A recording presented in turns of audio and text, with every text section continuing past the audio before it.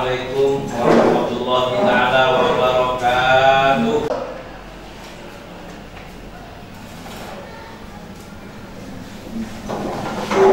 Waalaikumsalam warahmatullahi wabarakatuh. Sebelum kita masuk kepada materi pembahasan, mari kita awali pertemuan pada kali ini dengan pembacaan basmalah sekaligus doa bersama. Ayo kita mulai.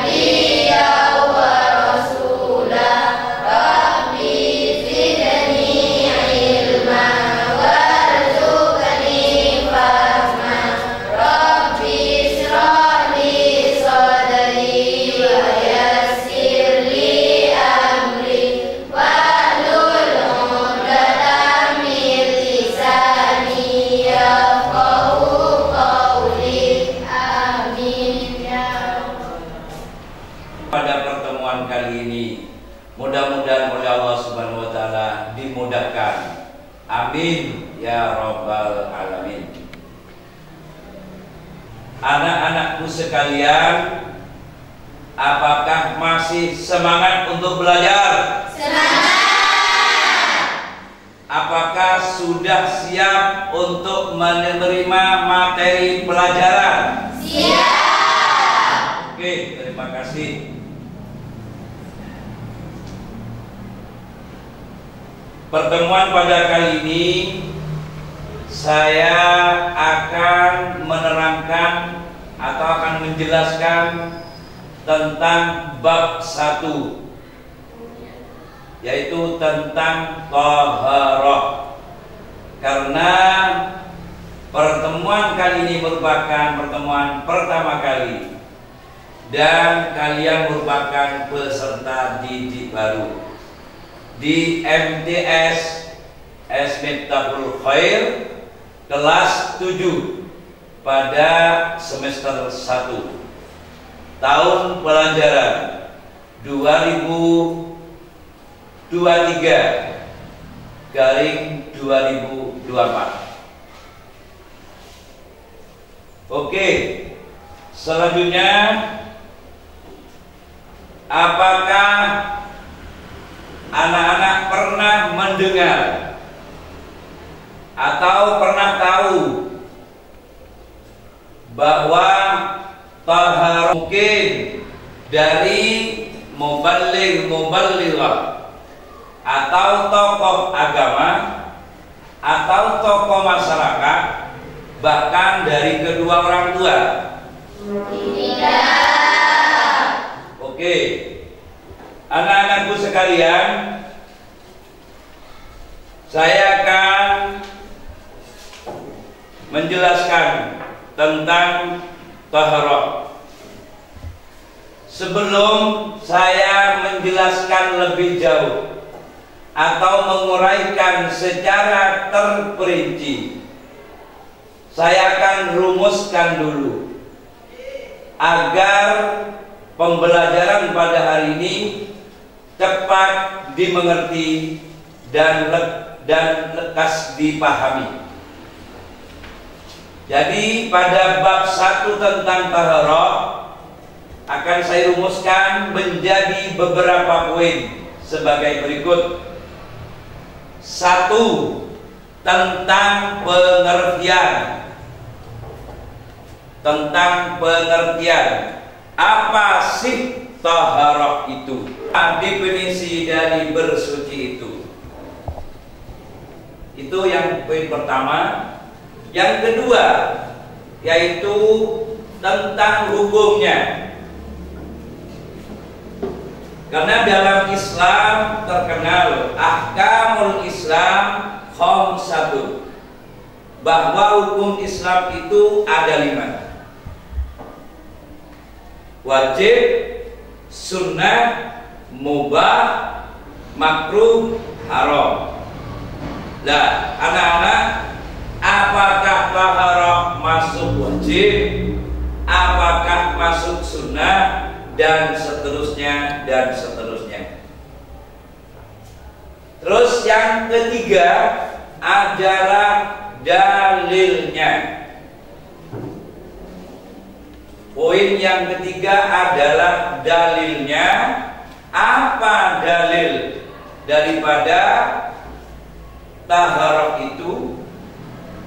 Yang jelas ada 2 sumber hukum atau sumber nasnya, yang ada kalanya Al-Quran, ada kalanya hadis. Jadi dalilnya ada 2, ada nas Al-Quran, ada nas hadis. Sudah paham anak-anak? Iya. Alhamdulillah. Bisa diteruskan? Iya.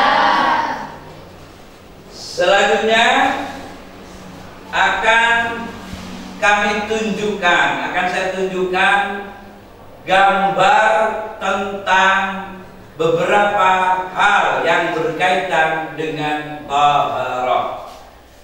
Ayo kita cermati dan amati bersama.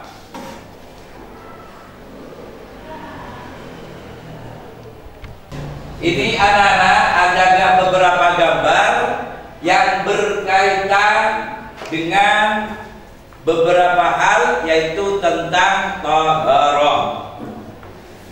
Ada pengertian taharah, ada hukum taharah, dan ada dalil taharah, dan juga ada gambar tata cara taharah. Sudah kita pahami?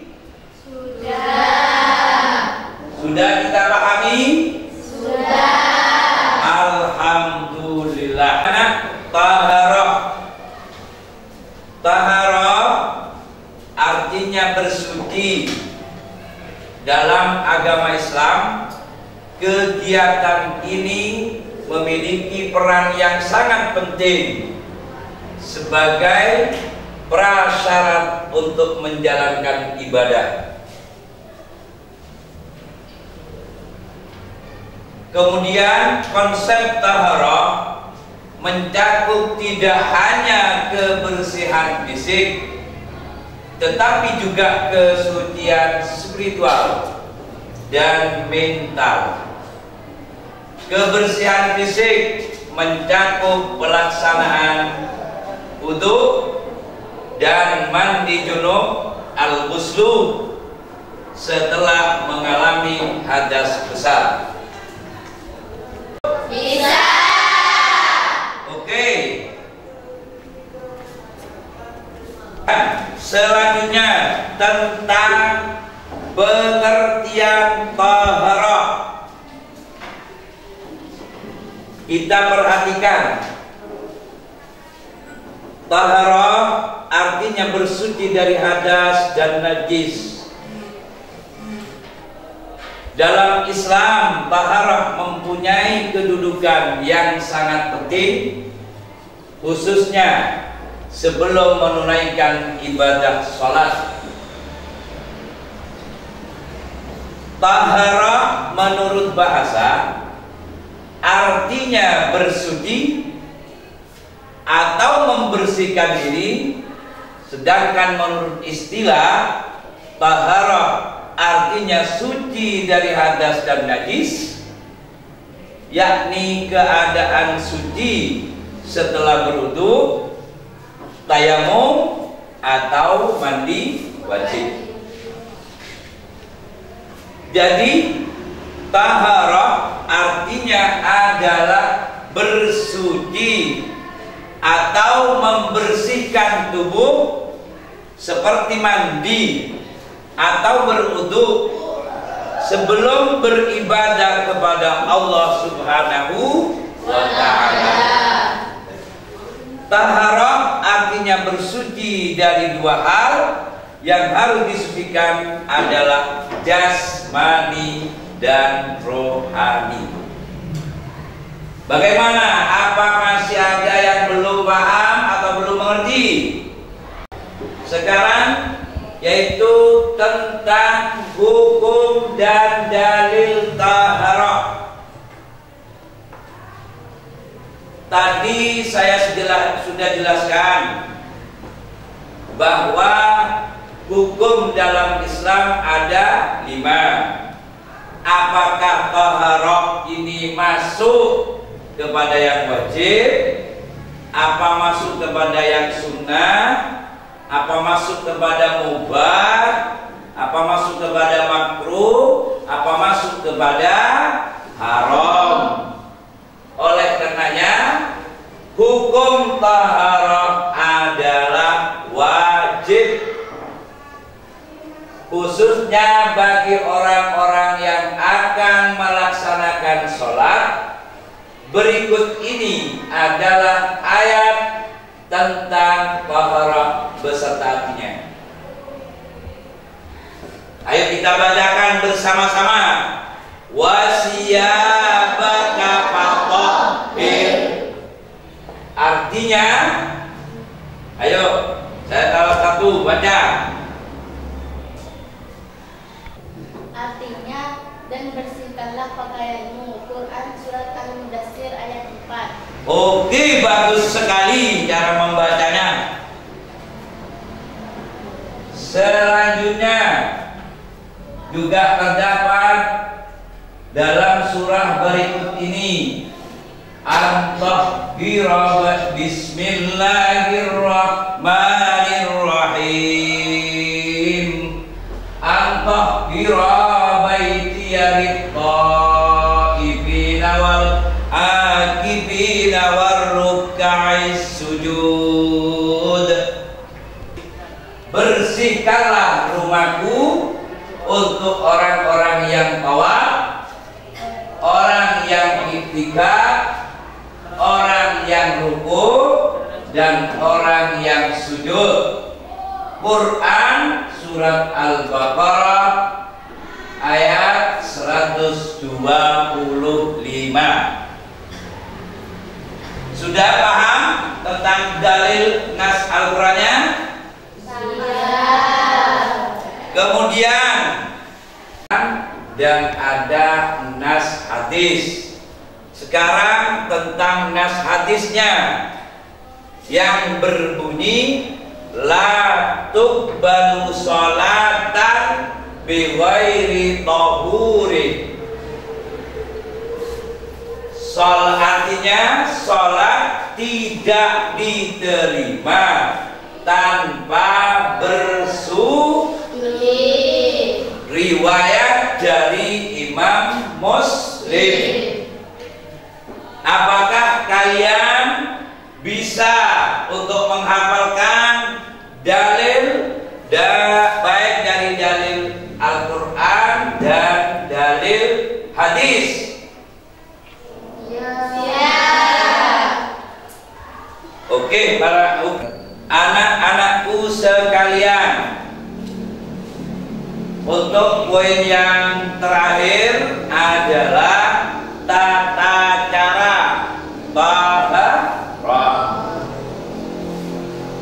taharah dapat dilakukan dengan 4 cara, yaitu sebagai berikut. 1. Membersihkan lahir dari hadas najis dan kelebihan-kelebihan yang ada dalam badan. 2. membersihkan anggota badan dari dosa-dosa. Yang ketiga, membersihkan hati dari akhlak tercela, akhlakul madmumah. Yang keempat, membersihkan hati dari selain Allah Subhanahu wa ta'ala yang disebut syirik. Itulah anak-anakku sekalian untuk tata cara taharah secara umum. Untuk materi mungkin sampai di sini dulu. Pada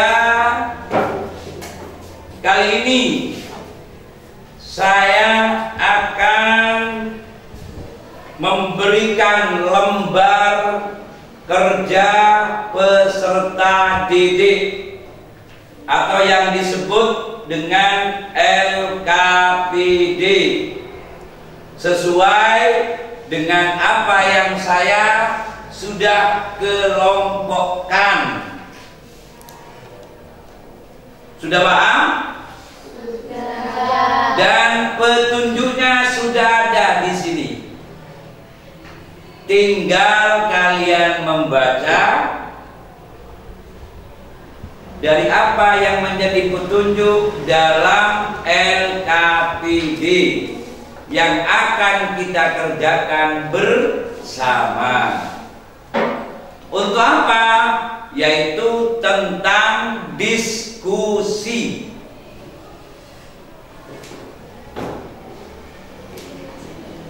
Kegiatan diskusi pertemuan. Makanya di sini ada tulisan LKPD, terus kemudian topiknya taharah. Tujuan setelah selesai mempelajari LKPD ini diharapkan mampu menganalisis konsep taharah dalam kehidupan sehari-hari. Sudah paham? Sudah mengerti? Sudah.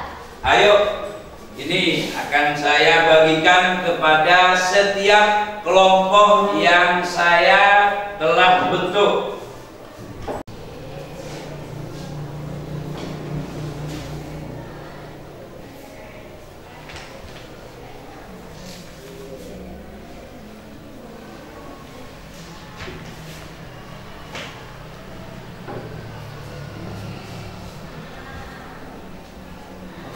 Sudah kerjakan, saya beri waktu 10 menit.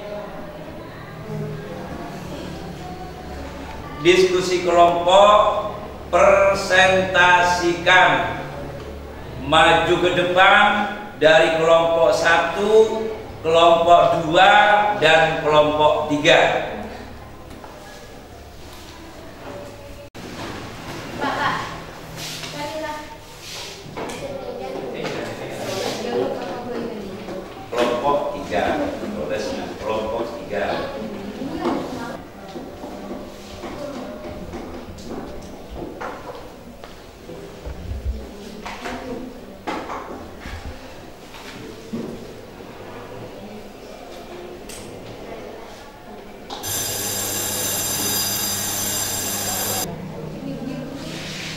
Kelompok 3 presentasikan ke depan.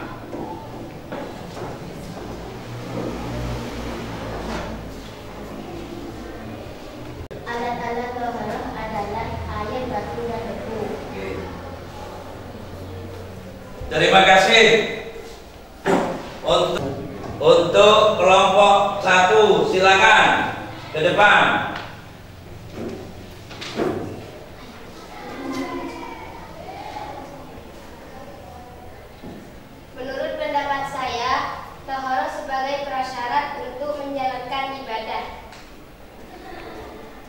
Ya, oke, jawabannya sangat bagus sekali untuk kelompok 1. Berikutnya kelompok 2.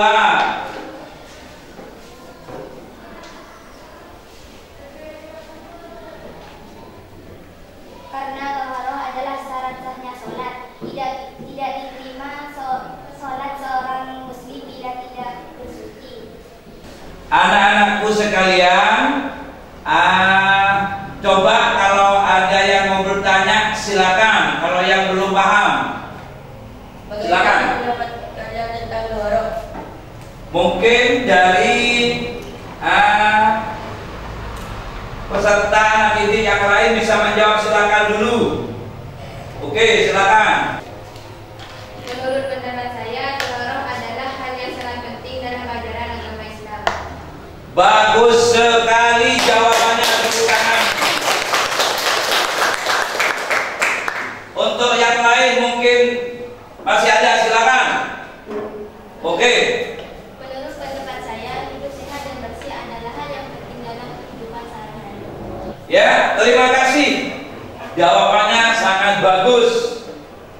Inilah hasilnya daripada diskusi pada kali ini dan tanya jawab yang mana bisa merumuskan tentang masalah taharah yang kita pelajari pada pertemuan hari ini. Anak-anakku sekalian, sebelum kita menutup kegiatan ini, masalah pelajaran yang akan kita pelajari pada minggu-minggu yang akan datang akan kita bahas, yaitu tentang hadas, baik dari hadas kecil maupun hadas besar. Dan mari kita tutup acara ini atau kegiatan ini. Semoga apa yang telah kita pelajari bisa menjadi ilmu yang bermanfaat dan barokah. Dengan ucapan Alhamdulillahi Rabbil Alamin. Wassalamualaikum warahmatullahi wabarakatuh.